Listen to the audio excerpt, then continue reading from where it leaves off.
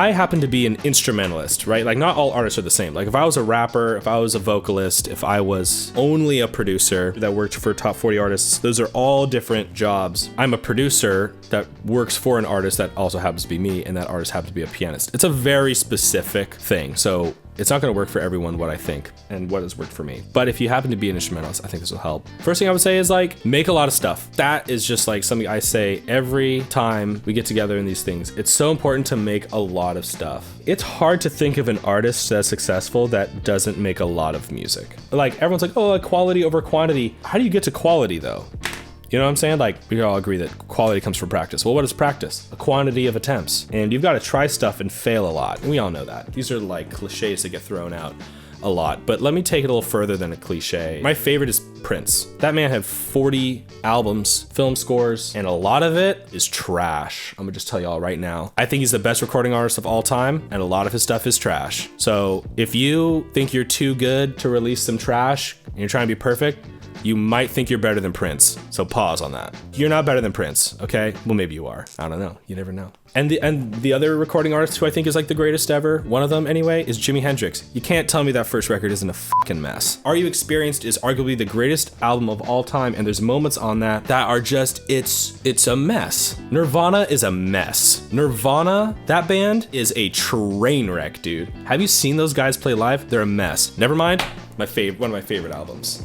Unbelievable. Oh, and they made so much stuff, dude. They had 1 million demo tapes because the spirit is oozing out of them. Songs don't make the artist. Artists make the songs. Like if you are just oozing artistic ideas and sounds and opinions and things that are unique to you, and you're just being yourself in as big a way as possible, point a microphone at Kurt Cobain, it's gonna be great. Point a microphone at Prince, it's gonna be fantastic. The songs are the result of the artistic approach because the artist is a certain way. It's not like the artist became great because they made a song that's great. And I think sometimes people obsess over their songs and then they end up making like 5-10 songs a year. And they're like, why am I not getting better? Because you are not allowing yourself to have the ego death of letting go of a song and being like, I'm not gonna work on this anymore, and it's done, and I'm gonna move on, and I'm gonna do something else for 6 months, and then 6 months later, I'm gonna look back at the song that I finished, and because it was a finished line, I drew a line in the sand and said, this thing is done. I can actually now look at it objectively and say, oh,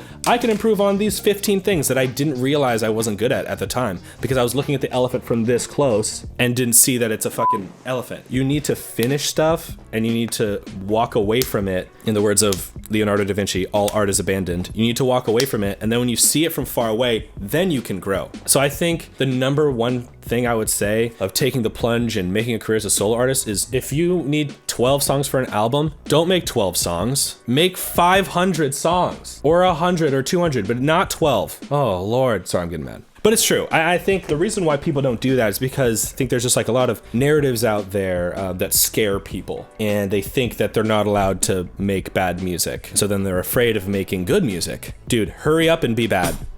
Don't wait to be good. I don't think art waits. I think you don't have to rush art, but that's what art is. You create from nothing, from a place where you wouldn't expect it to come from that moment where it doesn't seem right.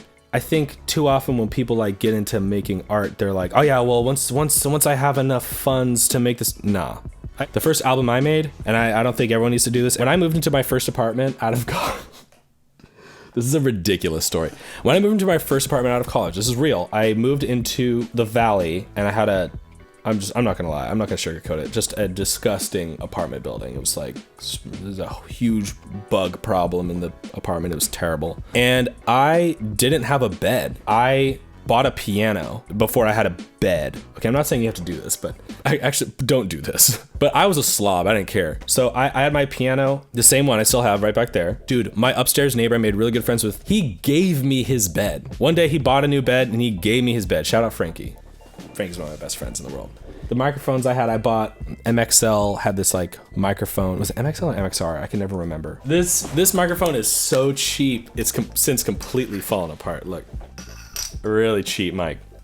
But this is a $25 mic. I could have waited to been like, oh man, well I need a better microphone like this before I make an album, you know. Oh, I need like studio monitors before I start making an album. I need this before I start making an album. I need that, I need this, I need that. And I know a lot of people like that. I got friends that are my age, I'm 31. I got friends who are 31 who've been working on the record for 10 years. If you're working on the same song for 3 years, guess what's gonna happen in 3 years? You're not gonna like that song anymore. Art exists in finite time. People are like always saying, oh, well, you can't rush art, Kiefer. What? You can't say that. And they're right. You can't rush art. Actually, you can, because that's a choice. Everything's a choice. However you want to do it is a choice.